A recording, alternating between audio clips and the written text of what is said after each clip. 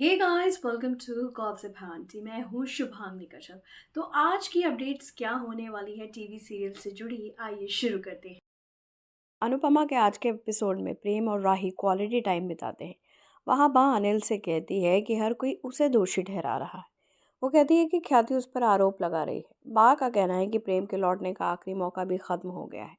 वो कहती है कि केवल वो ही पराग की स्थिति को समझ सकती है। बा का कहना है कि प्रेम कभी वापस नहीं आएगा। अनिल बा को संभालता है। प्रार्थना को चिंता होती है कि कहीं बा को कुछ हो न जाए। गौतम राही को दोषी ठहराता है। वो कहता है कि उसे राही और अनुपमा पसंद नहीं है। गौतम प्रार्थना को चेतावनी देता है कि वो राही के बहकावे में ना आए, वरना वो उसे नहीं छोड़ेगा। अनिल बा को शांत रहने के लिए कहता है। गौतम का कहना है कि वो अनुपमा और राही को सबक सिखाता, लेकिन वो प्रेम के कारण चुप है। नीता गौतम से लड़की के परिवार के साथ उसकी मुलाकात तय करने के लिए कहती है। वो कहती है कि राजा को राही जैसी किसी लड़की से प्यार करने से पहले एक अमीर लड़की से शादी कर लेनी चाहिए। गौतम नीता को भरोसा दिलाता है। वहाँ माही कहती है कि राही की जगह कोई भी व्यक्ति प्रस्ताव स्वीकार कर लेता। वो कहती है कि प्रेम अमीर है। परी कहती है कि इस प्रकार माही राही की जगह नहीं है। ईशानी परी और माही से बहस करने के लिए कहती है। अंश गौतम से अपनी मुलाकात को लेकर परेशान है। माही अंश की हार के लिए राही को दोषी ठहराती है। परी कहती है कि राही को प्रेम का सपोर्ट काफ़ी है। ईशानी कहती है कि बाघ खतरनाक है। अनुपमा प्रेम और राही से अपने रिश्ते को संभालने के लिए कहती है। वो प्रेम और राही से वादा करने के लिए कहती है कि वो कभी एक दूसरे को धोखा नहीं देंगे। अनुपमा प्रेम से कहती है कि वो राही को कभी दुख ना पहुंचाए। वो शाह के बारे में चिंता करती है।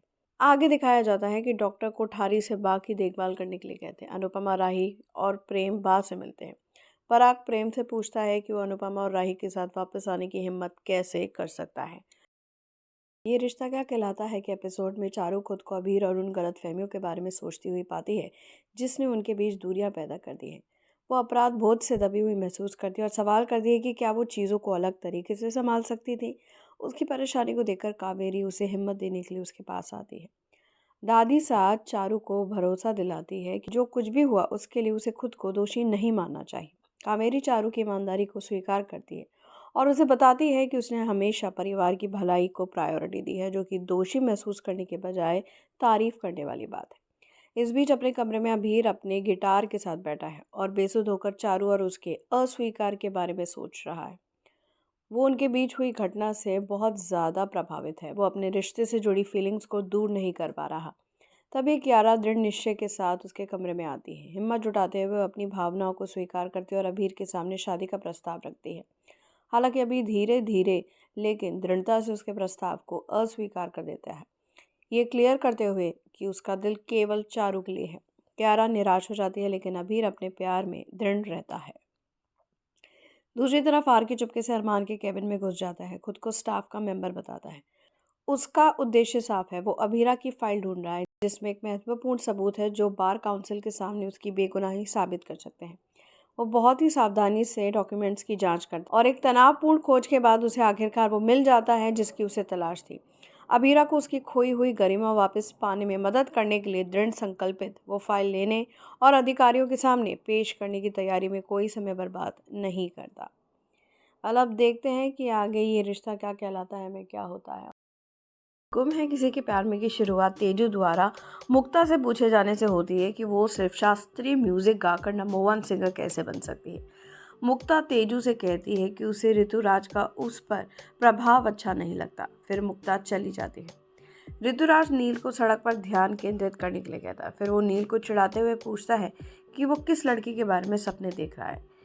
नील किसी के बारे में सपने देखने से इनकार करता है। ऋतुराज नील को प्यार में पड़ने के लिए मनाने की कोशिश करता है, लेकिन नील क्लियर करता है कि लड़कियों से बात करते समय उसके अंदर आत्मविश्वास की कमी है। वो आगे कहता है कि वो जिस व्यक्ति से शादी करेगा उससे ही प्यार करेगा। ऋतुराज इस पर टिप्पणी करता है और नील को एक प्रदर्शन के लिए नासिक में उसके साथ चलने के लिए कहता है। नील मना कर देता है। ऋतुराज फिर नील से पूछता है कि क्या उसने कभी ऐसी लड़की देखी है जिसने उसे मंत्र मुक्त कर दिया हो। नील फिर तेजू के बारे में सोचता है। तेजू ऋतुराज के बारे में सोचते हुए विचलित हो जाती है। वेदांत उसे पूछता है कि वो अपना फ़ोन क्यों नहीं देख रही है, क्योंकि उस पर लंबे समय से मैसेजेस आ रहे हैं। तेजू देखती है कि उसके दोस्त उसे मैसेज भेज रहे हैं और वेदांत से कहती हैं कि हर कोई उसके बारे में बात कर रहा है क्योंकि उसने ऋतुराज के साथ एक सॉन्ग गाया। वो मोहित को फ़ोन करके अपनी खुशी शेयर करने का फैसला करती है। वेदांत तेजू को याद दिलाता है कि मोहित उन्हें नागपुर में होने पर कभी भी फ़ोन करने की अनुमति नहीं देता है। तेजू वेदांत को बताती है कि मोहित के पेरेंट्स परेशान हैं क्योंकि उन्होंने कभी मुक्ता को स्वीकार नहीं किया। वो कहती है कि वो लैंडलाइन पर कॉल करेगी और मोहित के साथ अपनी खुशी शेयर करेगी। वेदांत उससे पूछता है कि अगर मोहित के पेरेंट्स कॉल का जवाब देते हैं तो वो क्या करेगी। तेजु जवाब देती है कि वो उन्हें बताएगी कि वो उनकी पोती है और उसे विश्वास है कि उनका गुस्सा गायब हो जाएगा। वो लैंडलाइन पर कॉल करती है और अदिति जवाब देती है। मुक्ता तेजु को रोकती है और कॉल काट देती है। अब देखते हैं कि आगे क्या होता है। तो ये थी हमारी अपडेट्स, ये रिश्ता क्या कहलाता है, गुम है किसी के प्यार में और अनुपमा को लेकर। जुड़े रहिए हमारे चैनल गॉसिप आंटी से ऐसे ही मज़ेदार अपडेट्स, वीडियोस, न्यूज़, गॉसिप्स के लिए, और हमारे चैनल को सब्सक्राइब करना बिल्कुल नहीं भूलिएगा।